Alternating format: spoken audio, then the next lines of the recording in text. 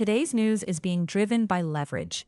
Iran's leverage over a narrow strip of water that carries enormous weight in the global energy system. President Trump's leverage over allies, adversaries, and his own party. Elon Musk's leverage over the AI supply chain. And the federal government's leverage over institutions at home, from schools to law enforcement to the White House itself. The result is a day that looks calm only if you don't look too closely. Oil is easing. Markets are stabilizing. Diplomats are talking. But almost every major story depends on something that has not happened yet. A signature, a text release, an inspection regime, a court filing, a weather update, an election consolidation, or a safety investigation. This is the top stories wrap-up for Wednesday, June 17, 2026. And the central question today is simple. Is this a breakthrough or just a pause? Let's start with the biggest story, the tentative U.S. Iran framework. According to reporting from the Associated Press and Axios, the interim deal is expected to be signed Friday in Switzerland. The draft reportedly calls for Iran to take immediate steps to reopen the Strait of Hormuz, allows Iran to sell oil without restrictions during a negotiating window, includes a pledge not to seek nuclear weapons, and opens the door to sanctions relief if a final nuclear agreement is reached. Leaked copies also point to the possibility of at least $300 billion connected to reconstruction if Iran meets certain benchmarks. That is the fact pattern as reported. The interpretation is more complicated. The diplomatic upside is obvious. If the Strait of Hormuz reopens, it reduces immediate pressure on shipping, energy prices, and inflation expectations. The Strait is not just another waterway. It is one of the global economy's pressure points, a place where a maritime disruption can quickly become a consumer price story, a central bank story, and a political story. But the details matter enormously. How will Washington verify nuclear limits? What happens to enriched material? Who controls any reconstruction funding? What exactly triggers sanctions relief? And what happens if Iran violates the terms? Those are not technicalities. They are the entire deal. This is why the framework is already reopening the argument that surrounded the 2015 nuclear agreement. Inspections, breakout time, sunset clauses, missiles, proxies, secondary sanctions, and whether Congress gets a formal say. AP has reported that the interim arrangement leaves the hardest issue, Iran's nuclear program, to a 60-day negotiating period. That means the framework may buy time, but it does not yet resolve the core dispute. AP reported Wednesday that oil was trading below $80 a barrel as markets look toward a possible reopening of Hormuz. But that reaction assumes the deal is signed, the waterway reopens in practice, shipping insurers regain confidence, and the political backlash does not derail the next phase. So the key distinction here is between a maritime de-escalation and a strategic settlement. The first may be close, the second is still uncertain. The Iran framework is also testing the U.S.-Israel relationship. Several accounts describe the interim understanding as moving forward without meaningful Israeli input. And that matters because Prime Minister Benjamin Netanyahu has built much of his political brand around confronting Tehran and maintaining a close working relationship with Trump. If Israel feels boxed out, the risk is not just diplomatic irritation, it is strategic divergence.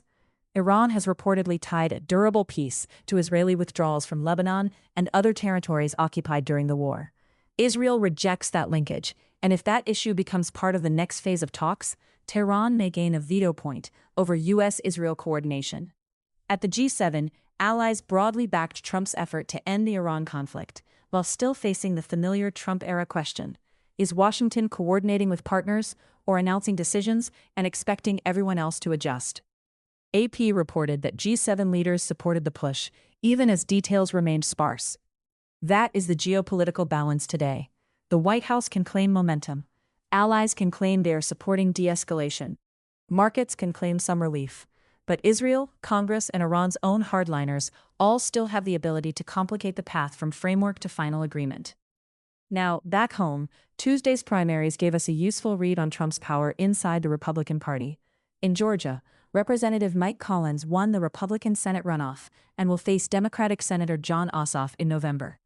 Axios described the race as a test between a more explicitly MAGA path and a more establishment-aligned alternative, with Collins defeating Derek Dooley, who had support from Governor Brian Kemp. But the governor's race sent a different signal. Billionaire healthcare executive Rick Jackson defeated Trump-backed Burt Jones in the Republican runoff. Axios reported Jackson won with about 52.7% of the vote, according to unofficial results, and will face Democrat Keisha Lance Bottoms in November. The interpretation: Trump remains dominant in Republican primaries, but not unbeatable. His endorsement can still shape the field, raise the stakes, and define loyalty tests. But local money, local alliances, candidate quality, and voter fatigue still matter. For Democrats, Georgia becomes a centerpiece of the midterm argument. Trump-aligned nominees can be painted as risky in competitive states. For Republicans, the counter-argument is that Trump still provides the clearest organizing force in the party. Both can be true at once. The next major story sits at the intersection of aerospace, artificial intelligence, and capital markets. SpaceX has agreed to acquire Anysphere, the company behind the AI coding tool Cursor, in an all-stop deal valued at $60 billion. Axios reported that SpaceX exercised a call option to acquire Cursor, while TechCrunch reported the deal comes shortly after SpaceX's public market debut. This is not just a flashy tech acquisition, it is a statement about where AI value is moving. Coding agents are becoming strategic infrastructure. They can speed up internal engineering, reshape enterprise software development, and potentially lock customers into a company's broader ecosystem. For SpaceX, owning a coding platform could support satellite systems, launch operations, robotics, internal software, and enterprise AI tools. The factual point is the deal. The interpretation is that AI consolidation is moving beyond chatbots and into the machinery of production itself. Companies no longer want to simply use AI. They want to own the workflows, the models, the developer relationships, and the data loops that make AI useful at scale. That brings regulatory and governance questions. If a company with major aerospace, defense-adjacent, satellite, and robotics ambitions also owns a major AI development platform, scrutiny is inevitable.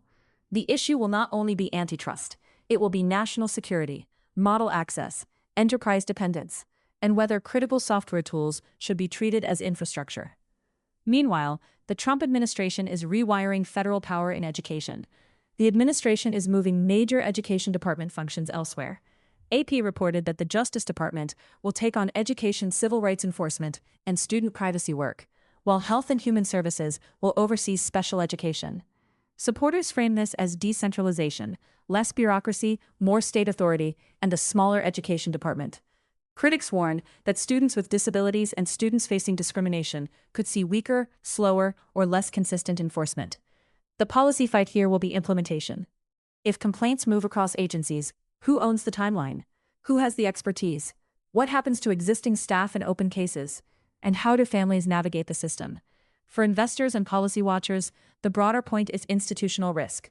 In a second Trump term, executive power is not only being used to reverse policies, it is being used to reorganize the machinery that carries them out.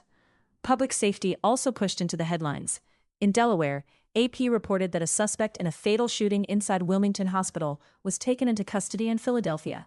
One person was killed, and another was wounded, and officials described the shooting as targeted. The broader theme is response capacity.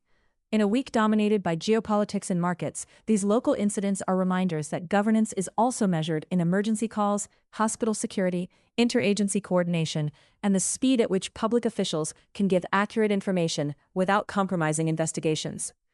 Aviation safety is another pressure point.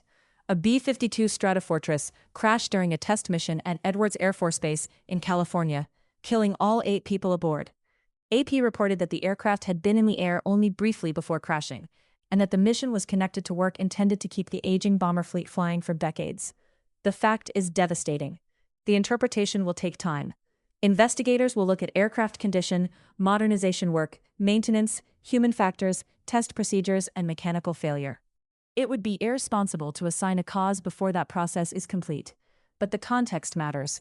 The B-52 is an old platform being adapted for future missions, and that makes the safety review especially consequential for the Air Force. Weather is the other immediate watch item.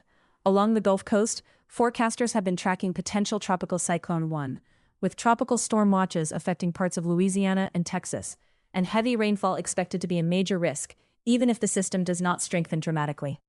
Axios reported that Tropical Storm Arthur was expected to form Wednesday and make landfall near the Texas-Louisiana state line later that night, based on National Hurricane Center forecasts.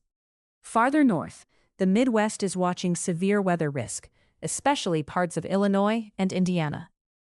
The practical advice is straightforward. Follow local emergency officials. Watch flood and tornado warnings, and do not treat the absence of a named storm as the absence of danger. There are also civic and cultural stories worth noting.